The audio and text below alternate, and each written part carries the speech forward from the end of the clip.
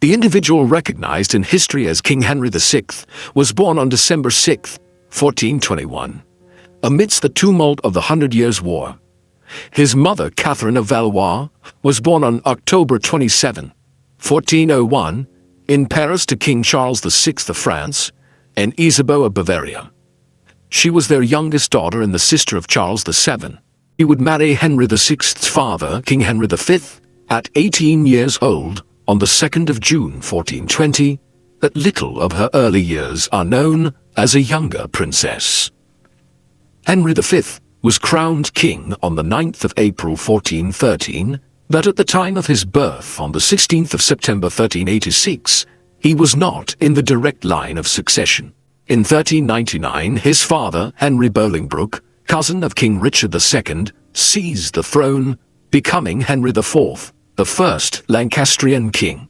As a result, Henry V came to be in the line of succession and was given the title Prince of Wales. His military career began at an early age and would continue throughout his life, culminating in the invasion of France in 1415 and the Battle of Agincourt, which broke the truce negotiated by Richard II to press his claim to the French throne through his descent from Edward III, and reignited the 100 Years' War. This French campaign would conclude in 1420 with the Treaty of Troyes, at which King Charles VI acknowledged Henry as heir to the French throne. Henry's war in France would continue, now allied with the Burgundians against the Armagnacs. He returned to England early in 1421, where he progressed around the country and would be joined in March by Catherine following her coronation. After receiving news of his brother Thomas's death in March at Beaujeu, Henry returned to France in June 1421. Several battles followed, including that which was to be his last at the Siege of Meaux. He would die from dysentery 3 months following the conclusion of the siege at the castle of Vincennes on the 31st of August 1422, having never met his son. As the only son of Henry V, the 9-month-old Henry became King Henry VI upon his father's death. However, as an infant, clearly there was no way that Henry could rule. Close to death, Henry V had made provisions in his will for the protection and upbringing of his son. Humphrey, Duke of Gloucester, Henry's youngest brother, who had earlier in 1422 been designated as keeper of the realm, was accorded with the protection and defense of the young prince. But governorship of the boy was to go to the Duke of Exeter, Thomas Beaufort, while the regency of France would pass to John, Duke of Bedford, Henry's eldest younger brother, until such time as the young Henry was old enough to rule. However, there would be bad feeling over some of the provisions in the will, namely that Humphrey was not seen as a good choice for regent of England. Instead, despite his arguments for himself which continued throughout his life, he was appointed by Parliament to defend the realm and hold the position of chief counsellor to the king, but without the powers of a regent. As the youngest of the 2 surviving brothers, these powers would be given up to John whenever he was present in England. A council would be formed until such time as the king came into his majority. Among those who would sit on this council was Henry Beaufort, Bishop of Winchester. Shortly after the death of his father, Charles VI of France died, and by virtue of the Treaty of Troyes, Henry now succeeded to the throne of France at still less than a year old. However, this was not accepted throughout the whole of France, as Dauphin Charles's claim to the throne was acknowledged by the Armagnacs, who still held sway in central and southern France. The Dauphin, although disinherited by the Treaty of Troyes, was proclaimed Charles VII on the 30th of October, 1422. As was usual, Catherine, although involved in her son's upbringing and choice of servants, was not his principal carer. He was placed under the control of Elizabeth Ryman and cared for by a small team of nurses before being given over to the care of a new governess, Lady Alice Butler. She was to begin his teaching in courtesy, discipline, and other appropriate matters, and was given provision to provide reasonable chastisement without reprisals to the young king when necessary. Henry would make his first appearance in public life shortly before his 2nd birthday at the opening of Parliament. This long-held tradition of the monarch being present for the opening of Parliament is still upheld today, although in a somewhat modernized form. In June of 1428, Richard Beauchamp, the Earl of Warwick, was appointed as Henry's guardian to continue his education in matters of kingship, piety, and martial arts. Records remain of 2 little coat armors made for him at 7 years old, and that he was given a long-bladed sword for to learn the king to play in his tender age. But such was the efficacy of his education by Lady Alice already at this time that in March 1428, his ruling council estimated that he would be able to take a more active hand in governance in just a few years. However, this statement also alludes to the friction within the council caused by Gloucester's continual seeking of power and offered a form of resistance to it. During this first decade of Henry's life, the war in France against the Armagnacs continued under his uncle John, Duke of Bedford. In August 1424, Bedford and his English and Norman forces assembled on the Verneuil Plain in Normandy, heavily outnumbered by the combined force of the French and Scots, who were allied to the Armagnacs at this time. The initial assault by the Lombard cavalry broke through the English lines, but after a hard-fought battle, Bedford's forces prevailed, marking the high point of the English campaign. It is estimated that almost half of the assembled French force died on the field that day. The battles continued to push back the Armagnacs, and in late 1428, the siege of Orléans began. However, their earlier success would not be repeated. Thomas Montacute, Earl of Salisbury, who'd been present by Bedford's side in France for many years, was killed early on during the siege, and despite being replaced by a competent commander, the English couldn't storm the heavily fortified city. The appearance of Joan of Arc first in the court of Charles VII in February 1429, and then at Orléans in April, would signal their upcoming defeat. Joan and her retinue entered the town easily despite the English blockade, and after only 4 days of fighting, the English lifted the siege and retreated on the 8th of May. Further battles would follow where Joan was present, with many English supporting towns capitulating in the face of her advancing force, including Rheims in July. Rheims had long been considered a holy site, as it was in the cathedral of this city where the kings were consecrated with the holy oil. And so, with its capitulation, Charles entered Rheims on the 16th of July. His coronation and anointing took place the next day, on the 17th of July, 1429.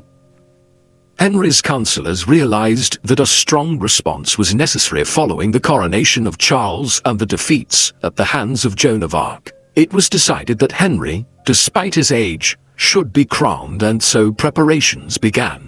His coronation would take place on the 6th of November 1429 at Westminster, but this, on its own, would not be enough, and so on the 23rd of April 1430, Henry set out for France alongside the Earl of Warwick, accompanied by a retinue of over 300, and an army at his back. Henry stayed first in Calais until the route to Rouen had been secured before setting out, and arrived in the city at the end of July. It is noted that upon his arrival in Rouen, he was greeted by a cheering crowd, and the noise was such that Henry asked that it be stopped, perhaps giving an indication of a sensitive nature. He was to remain there until such time as it was safe to make the journey to Paris, and to this end would be in Rouen for over a year. Early into his stay in France, Joan of Arc was captured in May 1430 by the Burgundians at the siege of Compiègne. She would later be sold to the English, tried for heresy, and burnt at the stake in Rouen in May 1431. Although Henry was in Rouen at the same time as the trial took place, it is unclear whether he was present for any of the proceedings.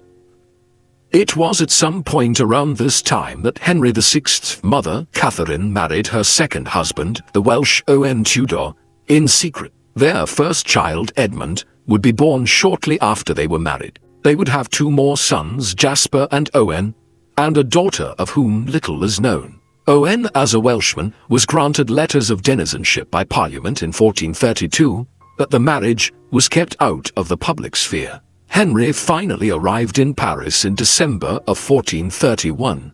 His coronation took place on the 16th of December, but by all accounts it was a hurried affair. The ceremony was performed by the now Cardinal Beaufort rather than a French bishop, and the feast that followed the ceremony was said to be disappointing. However, it is likely that the coronation was somewhat overshadowed, as just 3 days before, Philip, Duke of Burgundy, had concluded a truce with Charles VII that would last for the next 6 years. Henry left France on the 29th of January 1432 and would never return.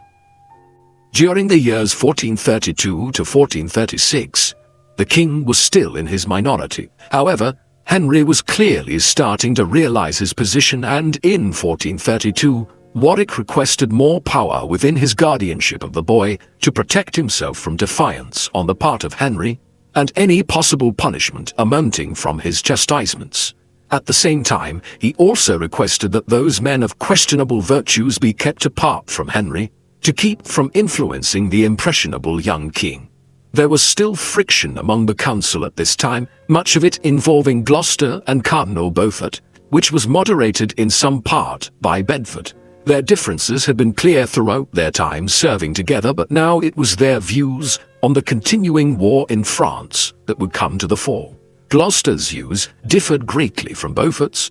There had been talk of making peace with the Armagnacs off and on for some years, but it wasn't until late 1435 that serious efforts to this end were made, with the Congress of Arras in August and September 1435. The Congress, led by Beaufort, would not bring about peace, and just a week after it ended, Bedford died on the 14th of September. Another week after that, on the 21st of September, a treaty between the Burgundians and French was sealed, declaring the Burgundians' defection from the side of the English. The capture of Paris followed in April 1436. Henry attended his first council meeting in October 1435 in response to the failure of Arras, and began taking an active role in government, although still guided by his councillors. But the roles played by Beaufort and Gloucester in trying to secure their influence over Henry, more so since Bedford's death, would serve to mold the king into someone who depended on others to tell him what to do, rather than allowing him to become a man confident in his own decision.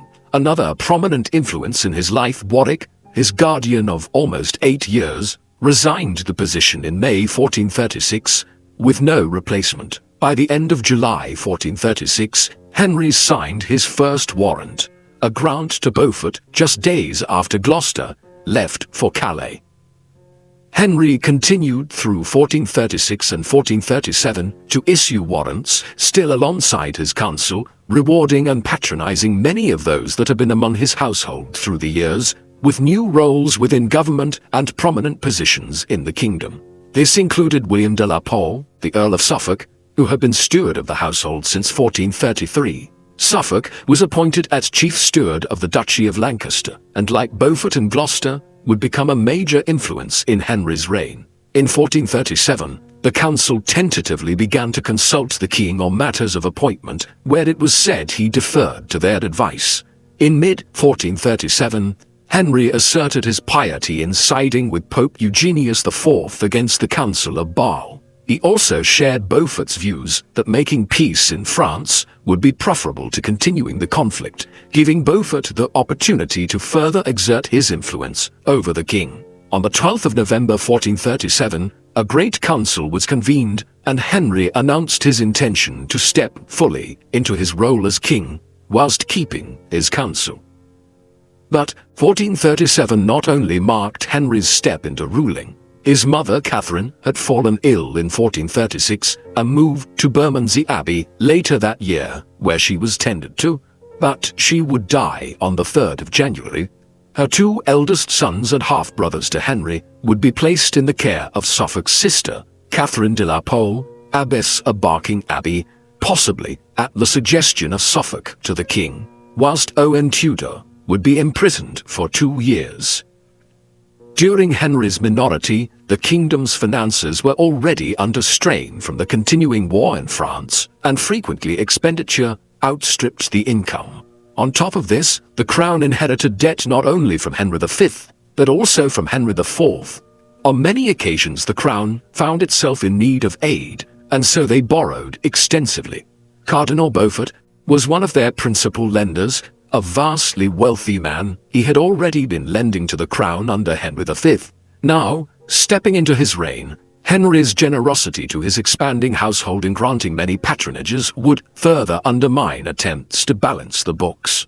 Early signs of the poor attention he gave to matters of rule, and perhaps something of a lack of understanding of resources, can be seen when he willingly signed a number of petitions which directly impoverished the crown and weakened the local governing of parts of the realm. These grants continued throughout his reign, and coupled with a military expenditure and a worsening economy, would continue to adversely affect the finances of the realm. Despite attempts by the council to curb Henry's generosity, the worsening financial situation would contribute, in time, to rebellion. Although very willing to hand out grants of office, Henry lacked knowledge on the finer diplomatic points of his actions and realm. In 1441, among the many grants he handed out was the stewardship of the Duchy of Cornwall to the Earl of Devon, who'd made a petition to the king. Lord Bonville had been appointed royal steward in Cornwall for life in 1437, of which the Duchy of Cornwall fell within the bounds. The two men were already feuding at the time. Shortly after this appointment, Henry was forced to write to Devon and ask that he not take up the office until further discussions had taken place in the council, a request which Devon refused. Following violence between the parties later in the year, both men would give up the stewardships, and although the exact outcome of an arbitration in the following year is unknown, Devon still regarded himself as the rightful steward. This situation was not uncommon, and it has been suggested that in some cases Henry was uncertain whether the grants he made could be implemented, as many of them carried a caveat that they should only take effect if an identical patent had not already been issued. In a number of cases, duplicated grants that were contested by the newer party, or those that were overgenerous, would have to be formally cancelled by members of the government. Throughout the 1440s, Henry also frequently interfered with justice. The court process during this period was complicated, and it was a difficult and long process for many to attain justice. Many cases would be referred to the King's Council, where the lower courts could not or would not make a judgment. Throughout this period, Henry issued many pardons for wide-ranging crimes, including attempted rape and murder, further undermining the struggling justice system. The immediate years following his minority was spent in the pursuit of peace with France, despite ongoing military campaigns, of which Henry showed little in the way of decisive leadership. Indeed, it was noted that his interference in matters concerning France often proved a hindrance. Abortive attempts were made in 1438, before the Congress of Oy began in the summer of 1439, that would conclude only with a truce with the Burgundians. However, there was still the possibility of further discussions, as the talks had not been formally terminated, and so, in 1440, Henry revisited the option of releasing the Duke of Orleans, who had been a prisoner in England since the Battle of Agincourt. Gloucester was staunchly against this idea, but with his militaristic attitude, his influence was waning, and it was the arguments of Beaufort and Archbishop Kemp, alongside advice from Suffolk, that swayed the king. It has been said that ultimately Henry's decision to free Orleans lacked substance and was driven by his deep convictions for want of peace, given his lack of interest in military matters. Nevertheless, the first part of Orleans' ransom was raised by the French, and he was released later that year at the beginning of November, but would quickly fail in his mission to broker a peace. It appears that Henry's mind was in part elsewhere during the negotiations when, in September of 1440 and February of 1441, he founded Eton College and King's College, Cambridge, and involved himself in the supervision of their building. Eton was dedicated to the Virgin Mary, and these acts of founding acted as much in the king's interest of education as it did his piety. Such was his interest in education, more than that of any other king, that there are records of Henry donating many of his own books to All Souls College in Oxford and King's Hall, Cambridge. In this promotion of education, He felt akin to Alfred the Great, and such was his admiration for Alfred that he dedicated much time and effort in 1442 to having him canonized, although his efforts would ultimately fail. It was in 1441 that Gloucester's influence over the king would finally come to an end when his second wife, Eleanor Cobham, with ambitions to be queen, sought the advice of astrologers and necromancers who predicted that Henry would succumb to sickness in the summer of 1441. Rumors of this soon circulated, and in July, she was arrested. She was forcibly divorced from Gloucester and imprisoned for the rest of her life. Gloucester's reputation would never recover. In 1443, after the failure of peace talks and further French victories, the decision was made to send another expedition to France. Both Normandy and the long-held Duchy of Gascony needed relief, but the treasury could not support two expeditions, and so eventually Gascony was selected, the force to be led by the first Duke of Somerset, John Beaufort. It has been suggested that the decision to undertake the campaign was down to Cardinal Beaufort. Indeed, Somerset was his nephew, but the campaign would end in failure. Somerset would die soon after his return to England, and Beaufort would retire from active duties as councillor, although he would still continue to exert some influence and offer informal counsel. Without the influences of Gloucester and Beaufort, Suffolk now moved to the fore. Given the perilous financial situation within England, drained further by the ongoing war, a peace was needed, and so, at the insistence of Henry, but not without some reluctance, Suffolk travelled to France in early 1444 to negotiate a marriage with Margaret of Anjou, the niece of Charles VII. Before departing, however, Suffolk made sure to protect himself and asked for a public declaration that neither he nor his colleagues would be held responsible should they fail, which Henry duly granted. The negotiations concluded on the 22nd of May, resulting in the betrothal of Margaret to Henry on the 24th, and the sealing of a 2-year truce on the 28th. Suffolk acted as proxy during the betrothal ceremony and on his return to England was richly rewarded, first with the wardship of Margaret Beaufort, the deceased Somerset's daughter, and later in the year was raised to the rank of Marquess. Suffolk would return to France at the end of 1444 to continue the negotiations and early in 1445 once again acted as proxy for Henry in his wedding to Margaret at Nancy.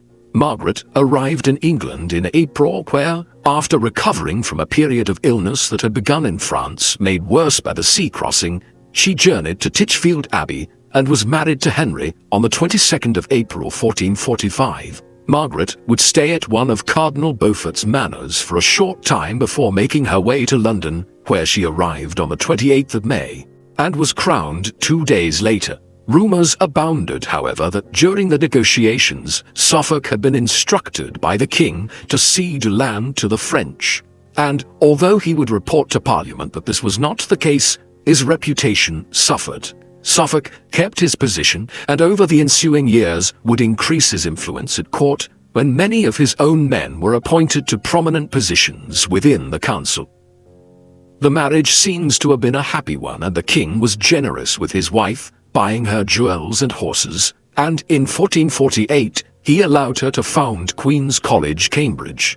They spent much time together in the royal palaces, but despite this, it would be 8 years before a child was born of their union. Why it took the couple so long to produce an heir is unknown, but Henry was said to be of a prudish nature. Accounts survive of a visit to Bath in 1449, where he was said to be shocked and embarrassed to see men and women bathing naked together. Another similar event occurred at a Christmas pageant, which featured women with bared breasts, to which the king is said to have stormed out at the sight. Following his wedding, Henry actively sought peace with Charles VII. Both rulers were said to be enthusiastic about making an agreement, but only extensions to the truce were concluded. When the first of the French envoys arrived in London in 1445, Henry is noted to have greeted them personally, showing almost excessive friendliness towards them.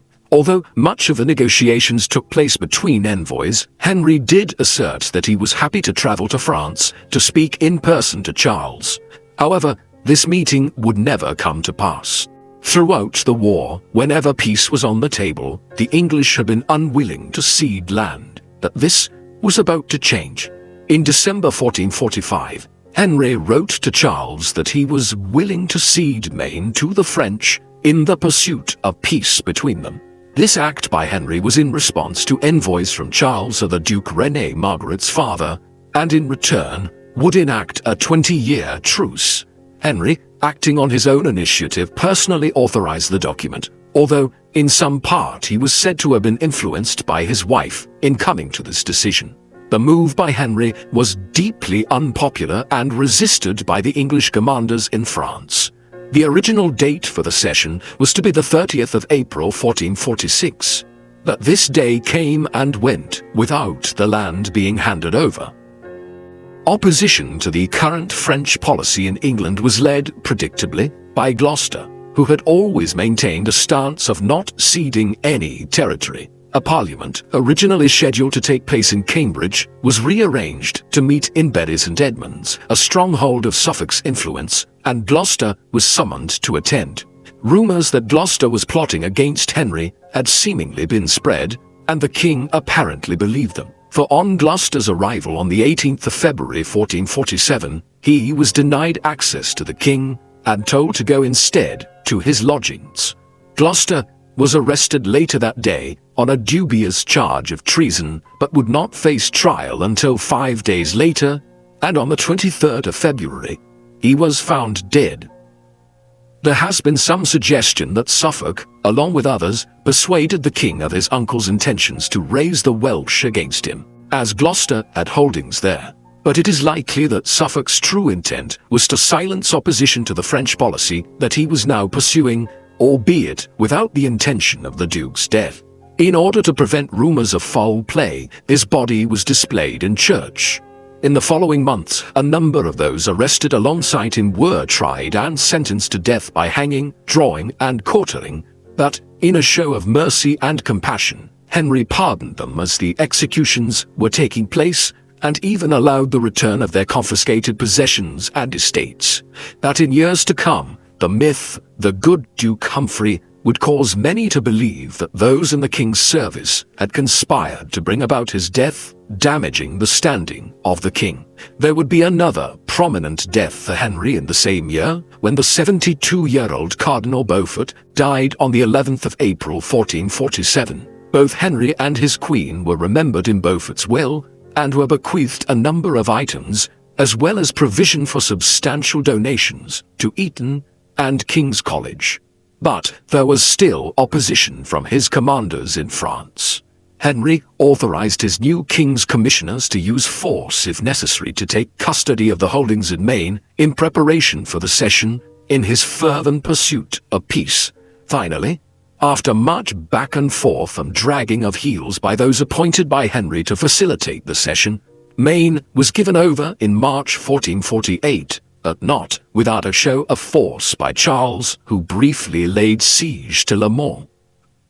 Ultimately, the extended truce granted by the cession would be short-lived, and in the ensuing years, Henry would lose control of both Normandy and Gascony following an attack on the Breton town of Fougères by the English in March 1449. This attack was launched on the pretext of freeing the pro-English Gilles, brother to the Duke of Brittany and a great childhood friend of Henry, and was orchestrated by Suffolk and the second Duke of Somerset, Edmund Beaufort. The attack led to a French declaration of war in July. Other monarchs, such as Henry's own father, would have seized on the opportunity to lead a force to recapture the territory lost to the French, but this was not the case for Henry, and there is no suggestion of such an idea ever having been raised at the time. The 100 Years' War would come to an end with the French victory in 1453. Henry's mismanagement of funds over the years, and his fiscal prioritization of domestic projects and patronages, rather than the war effort and lack of military leadership, can in part be blamed for the English defeat. It was during this tumultuous time that the downfall of Suffolk and other prominent members of the council came about. In the years leading up to 1450, Suffolk's influence in court was prominent as fewer councillors attended meetings, and it has been suggested that he was attempting to strengthen his line by betrothing his eldest son to Margaret Beaufort. Owing to the situation in France and the loss of Rouen in October, Parliament was called late in 1449, and soon they were seeking a scapegoat for this disastrous turn of events. Dissatisfaction with the handling of France and anger over the loss of long-held territories was rife throughout the country. The first victim of the dissatisfaction was the keeper of the Privy Seal, Bishop Adam Molins, one of Suffolk's most fervent supporters, who was murdered in Portsmouth on the 9th of January 1450 by a soldier set to embark for France to go to the aid of Normandy. When Parliament reconvened after Christmas late in January of 1450, Suffolk declared his loyalty to the Crown. But 4 days later, the House of Commons petitioned for his arrest. He was impeached on the 7th of February with many spurious charges, including treason, laid against him. On the 9th of March, Suffolk denied all charges before the King and Parliament. Finding himself to be in a difficult position, Henry would deal with the matter himself, and on the 17th of March, the Lords of Parliament and Suffolk gathered in his personal chamber. Suffolk once again protested his innocence, and Henry dismissed the charge of treason, but found him guilty of lesser charges and sentenced him to banishment for 5 years. In an effort to protect him, Suffolk was removed from London during the night of the 19th of March, but despite the secrecy, was hounded part of the way to his estate in Suffolk by a group of Londoners. 2 days later, there was rioting in London. Due to start his banishment on the 1st of May, he took ship from Ipswich heading for Calais, where he would continue his journey to the Duke of Burgundy's lands in the Low Countries. But his ships were intercepted in the Straits of Dover. He was taken aboard a ship called the Nicholas of the Tower, where he was held for a short while, before being beheaded on the 2nd of May 1450. His body lay on a Dover beach, and it was said that his head was placed on a pole next to it. Given the unrest when Parliament resumed on the 29th of April after the Easter break, it was held in Leicester, and the King would be in attendance. The issue of resumption had been put forward in previous sessions of Parliament, but initially Henry resisted any major implementation and insisted that his previous grants should stand so that his credibility would not suffer further. Now, in this latest session, the issue was raised again by the Commons.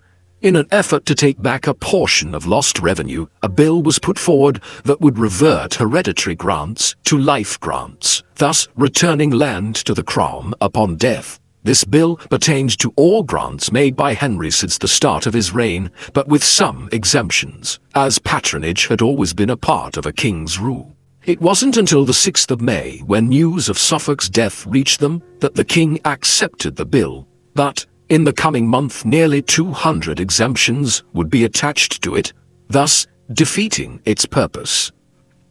The issue of resumption will be raised again in the next year's session of Parliament 1450-51, given the failings of the first. Fewer exemptions would be made, but this time Eton and King's College were not entirely exempt, as their grants were heavily burdening the Crown. Also within this bill, Parliament tried to curtail the king in his future patronages by proposing that all future grants were to be examined by the 3 principal officers of state and a minimum of 6 councillors who would have the power to authorize them. However, Henry refused to give his consent to this part of the Act, as he did not want his own initiatives restricted. Further exemptions were added to the bill before it was eventually passed by the king, and proved to be somewhat more effective than the first bill in the return of revenue to the Crown.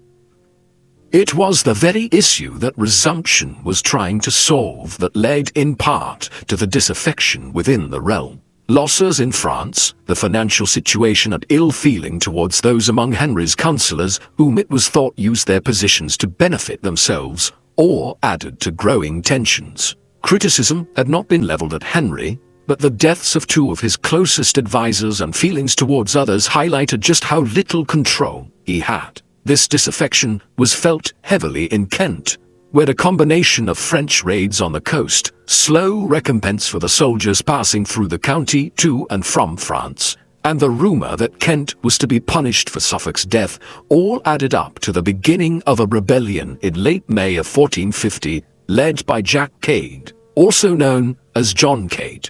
Cade would also go under the alias John Mortimer, perhaps in an attempt to link himself to the Duke of York. News of the rebellion reached Parliament in Leicester on the 6th of June, and shortly after Henry returned to London, but not before arrangements were made for 2 separate commissions of lords to quash the uprising. Before the forces could be raised, however, the rebels journeyed to Blackheath, arriving on the 11th of June, where they made camp. Initially, the plan was to suppress them, and Henry announced that he would accompany those charged with this duty to confront the rebels, but was soon persuaded by his councillors to change his mind after an assessment of their strength was made. Despite swearing loyalty, part of their demands was to see the removal of certain powerful men that surrounded the king. They were instead offered a pardon to return to their lands, and so dismissed negotiations. When Henry changed his mind again and decided to go heavily armed to Blackheath, they found on their arrival on the 18th of June that the rebels had withdrawn back to Kent. A small force of around 400 was sent in pursuit, but were ambushed, and many were killed near Tunbridge. Those who survived fled. They were in turn pursued by a larger force who pushed through Kent indiscriminately, which only served to bolster the resolve of the rebels. Meanwhile, a growing number of those loyal to the crown threatened to defect unless certain high-ranking members within the king's circle, who they considered traitors, were arrested. Henry capitulated to their demands and ordered the arrest of Lord Say on the 19th of June. Say was a long-serving member of the council and had been one of Suffolk's supporters. The next day, Henry would publicly encourage the arrest of others who were considered traitors. Henry returned to Westminster and secretly summoned Lord Say from the Tower, likely an effort to offer his protection as he had done with Suffolk, but this order was refused by the constable. As the situation deteriorated and men defected to Cade, discussions were held in which Henry was persuaded to withdraw from London, and so, on the 25th of June, he left and made his way to Kenilworth Castle. Henry called for forces to be bolstered at Kenilworth for his protection, but made no effort to send troops to London. 69 years earlier, in 1381, Richard II had confronted the leaders of the peasants' revolt. Now it seemed that Henry's mind had changed again, and had no further intention to do so, choosing to flee instead. The defence of London was now in the hands of the Mayor and Common Council. With news of the king's departure, the rebels turned back to London and encamped in Southwark, just to the south of London Bridge, but initially were unable to enter London itself. The king's abandonment of the city had a demoralizing effect on those left to defend it, and when another rising occurred in Essex, rebel numbers were soon bolstered.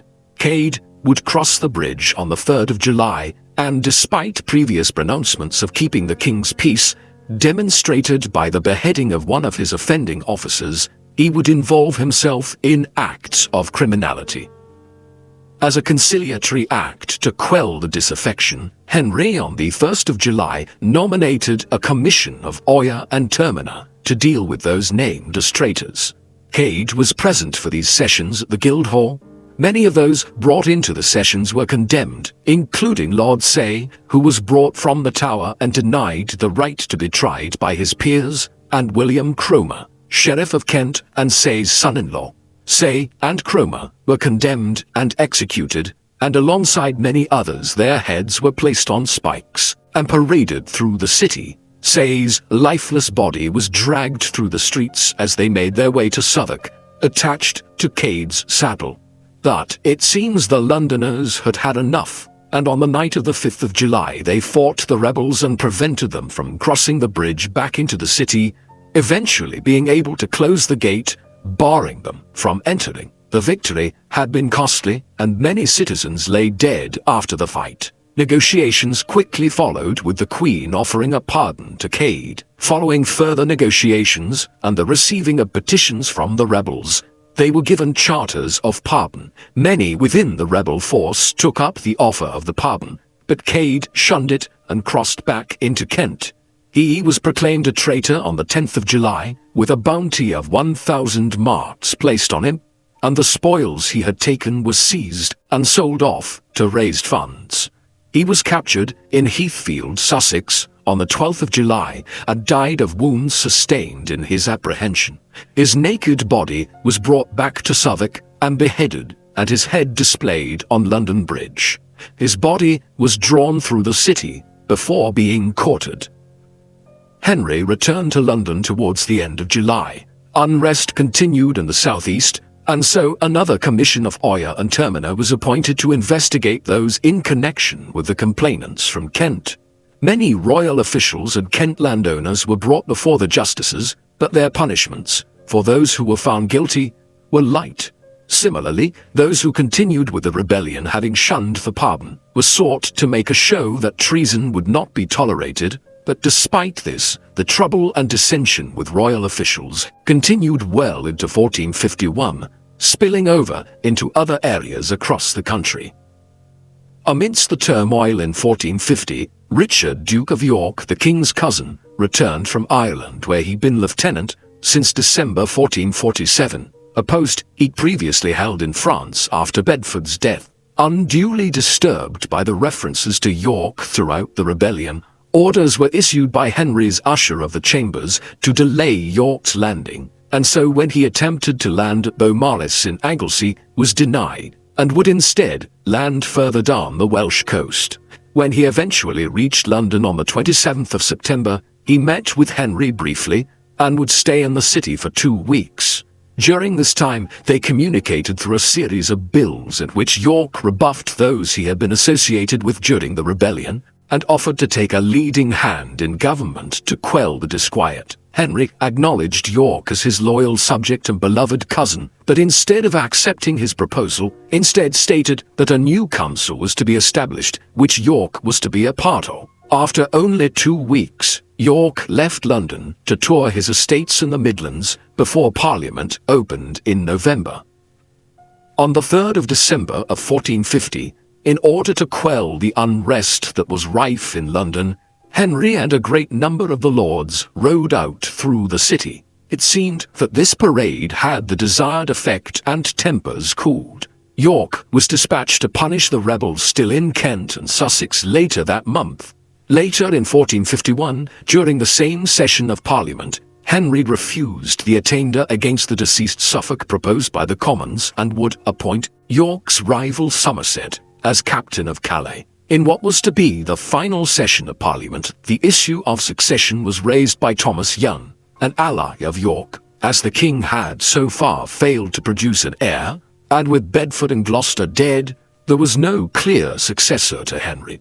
Both Somerset and York had claims, but Thomas put it to Parliament that York should be acknowledged as heir presumptive, and the Commons refused to continue with any other business until York had been named. Henry was stirred to action and had Thomas arrested and sent to the Tower and immediately dissolved Parliament. York was dealt a further blow in 1452 when the Speaker of the previous Parliament session and one of York's allies, William Oldhall, was forcibly removed by order of Somerset from sanctuary at St. Martin the Grand Church. He was charged with looting possessions from Somerset's property during the trouble in 1450, but also with the spurious charge of plotting against the king on York's behalf. This only served to inflame the feud that already existed between York and Somerset, who was, by now, a leading member of the government and firmly in Henry's favour. York gathered a host and marched to Dartford intent on removing Somerset, who for his part gathered a great number of the lords and the king himself, and went out to meet York, making camp at Blackheath. Negotiations were held at the beginning of March, and York laid out his grievances, most of which were against Somerset, but failed to gain the support of the king and lordly retinue. York was returned to London, and 2 weeks later made to swear a humiliating oath of allegiance to the crown in St. Paul's Cathedral. Following this, Somerset's influence grew in Parliament, whereas York would lose the lieutenancy of Ireland to a man who he had once considered an ally, but who now moved towards Somerset's sphere of influence. The remainder of 1452 was spent in the continued effort of putting an end to those rebels still at large in Kent, to which end many were executed and their heads displayed on London Bridge, although Henry would issue another general pardon to all those but the murderers of the bishops Molins and Ayscough. He would also embark on a judicial tour of lands held by York, making himself visible to the populace, and took a hand in dispensing justice to those involved in the attempted uprising as one of the commissioners of Oyer and Terminer. Henry accepted many petitions during this time, but some, at the direction of Somerset, were forced to submit to the king, while others were hanged. In October, they would see some success in France when Bordeaux was retaken, having been captured by the French the year before. But although there had been some discussion of Henry joining the campaign earlier in the year, this, once again, didn't happen. In November, Henry raised Edmund and Jasper Tudor to the earldoms of Richmond and Pembroke, positions that had once been held by his uncles Bedford and Gloucester, and in early 1453, Parliament accepted a petition to formally acknowledge the boys as the king's half-brothers. The wardship of Margaret Beaufort was given to the brothers, and Edmund would marry her in November 1455. At 13 years old, she would give birth to her only son, Henry Tudor, on the 28th of January 1457. More good news graced the court in 1453 when it was announced that Queen Margaret was pregnant with a long-awaited heir. Henry was generous in granting a reward to the messenger that brought him the news. But the modest recovery of Henry's rule was short-lived when the news came of a terrible defeat in France in July. Just a short while later, in early August 1453, Henry collapsed into a catatonic state while at the Royal Hunting Lodge in Clarendon. Henry's precise illness has not been identified, but it has been termed as a severe mental collapse, which left him completely incapacitated and in no way able to rule, even in appearance. It was said that he recognized no one, could not speak, nor clean or feed himself. His grandfather, Charles VI of France, had suffered bouts of madness during his life, where he would become violent among other symptoms, but there is no suggestion that Henry suffered in this way. Initially, Henry's sickness was kept secret, but the state could not continue when he failed to recover after some weeks. Finally, after the birth of Henry's only child, Edward, on the 13th of October 1453, a great council was summoned, and among the High Lords, the Duke of York was invited to attend. Although he was encouraged to put aside his differences with Somerset in attendance at the council, York seized his chance to bring about his downfall when the Duke of Norfolk launched a verbal attack accusing Somerset of treason for losses in France and demanding his imprisonment at York's request. The Lords consented, capitulating to the aggressiveness of the attack. York now stepped to the fore, but would be challenged by Queen Margaret, who, in January 1454, put forth her claim to the regency. However, this was rejected outright by both Houses of Parliament before they made a concession and named Edward as Prince of Wales on the 15th of March. On the 27th of March, York was named as Protector of the Realm and Chief Counsellor. During his term as Protector, York would appoint himself Captain of Calais, reclaim his lieutenancy of Ireland, and appoint some of his own allies to the council, including Richard Neville, Earl of Salisbury, as Chancellor. Henry finally recovered by Christmas 1454, although he had no memory of his period of illness, and straightway ordered gifts of thanks to be delivered to the shrine in Canterbury for his recovery. Henry acknowledged his son, ensuring the succession, and would quickly undo much of what York had enacted as Protector. Somerset was released from the Tower and soon resumed his position within government, reclaiming the titles of Captain of Calais and Constable of England from York. The Duke of Exeter, imprisoned by York for his part in the violent feud between the Percys and Nevilles, was ordered to be released, and Salisbury was removed as Chancellor. The Protectorate was formally ended, and with York and his allies sidelined and fearing victimization, they left London, and began raising an army. The initial intention by York and his allies was not to go to war, only to remove the traitors from around the king, namely Somerset and his allies. News of the approaching force prompted Henry to send a small delegation to negotiate with York, but to no avail. Henry and the court had been due to travel to Leicester for a great council on the 21st of May, but now it was decided to divert to St. Albans to gather reinforcements before proceeding to Leicester. They were still a short distance from St. Albans on the morning of the 22nd of May, when news arrived that York was not far away with a larger force than their own. With this news, Henry appointed Humphrey, Duke of Buckingham, as Constable of England, a conciliatory action, in the hope that York would be willing to negotiate with someone other than Somerset. The king's party continued on, but York reached St. Albans first. Negotiations began in the king's name by Buckingham and Somerset, but it seems that Henry took no part in them. In stark contrast to the way he threw himself into making peace with France, it has been said that he seemed to show signs of confusion at this time. But after only an hour, the Earl of Warwick, on the side of York, grew impatient and launched an attack on the town's barricades. Initially, the defenders held out until they were flanked by Warwick's men. Somerset and Henry Percy were killed, and Henry, still under his banner in the marketplace, was wounded in the neck, but took no active part in the fighting.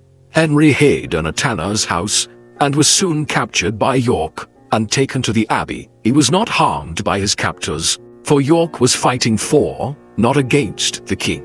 With Somerset dead, York, accompanied by Salisbury and Warwick, took Henry to the shrine in the abbey, where Henry, with little choice in the matter, swore them as his liege men. York then ordered an end to the fighting in the name of the king. Henry was returned to London the next day, and on the 24th, paraded through the streets with York, Salisbury and Warwick by his side.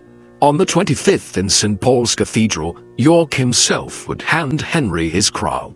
Henry would grant pardons to almost all who had fought alongside York in the July session of Parliament.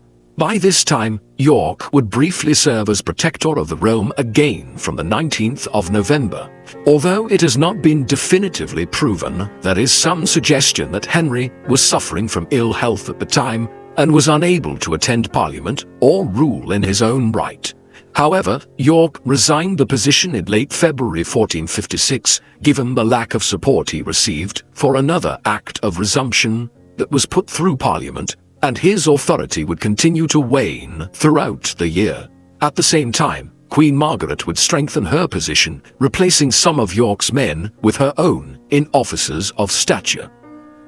The court moved to Coventry with Henry in August, where he was joined by Margaret and their son in September. But by this time, he presented a somewhat feeble image.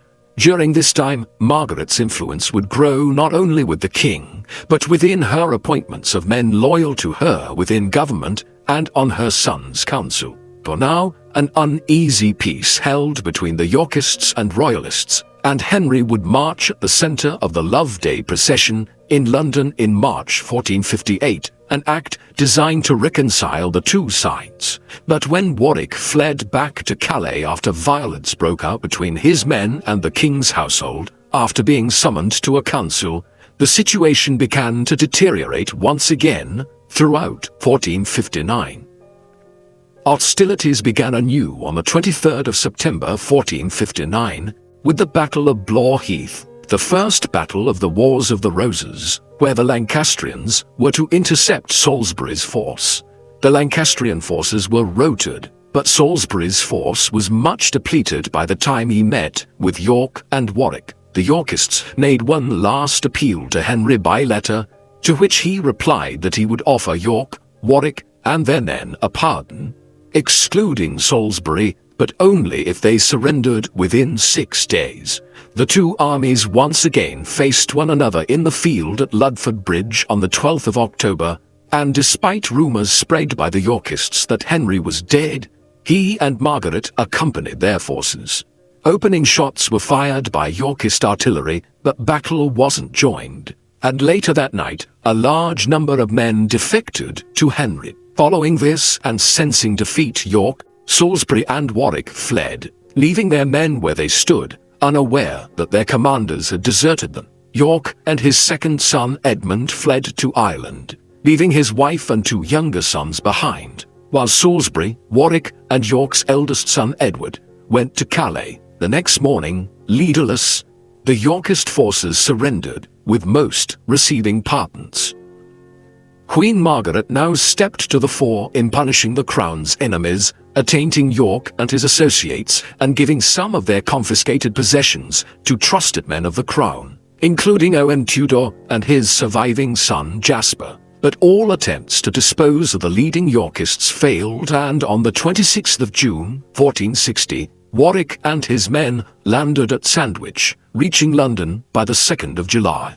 On the 10th of July, with the King and Queen in attendance, the 2 sides faced one another outside Northampton. Already lacking in strength, part of the King's force defected to the Yorkists, causing many of the remaining soldiers to desert. Orders were issued that the King should not be harmed, and he was soon taken captive, while many of his lords were slain. Henry returned to London as a prisoner of Warwick, and Margaret fled, first to Wales before making her way to Scotland. In October, York returned to stake his claim for the crown by right of descent. There was much debate in Parliament, where Henry was not in attendance, and finally it was agreed that York would be named heir to the throne, in place of Henry's son, on the 31st of October, 1460.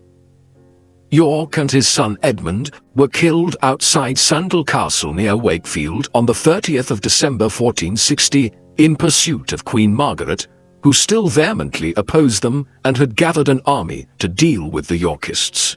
Salisbury's son would also die in the battle, while Salisbury himself was captured and beheaded the following day.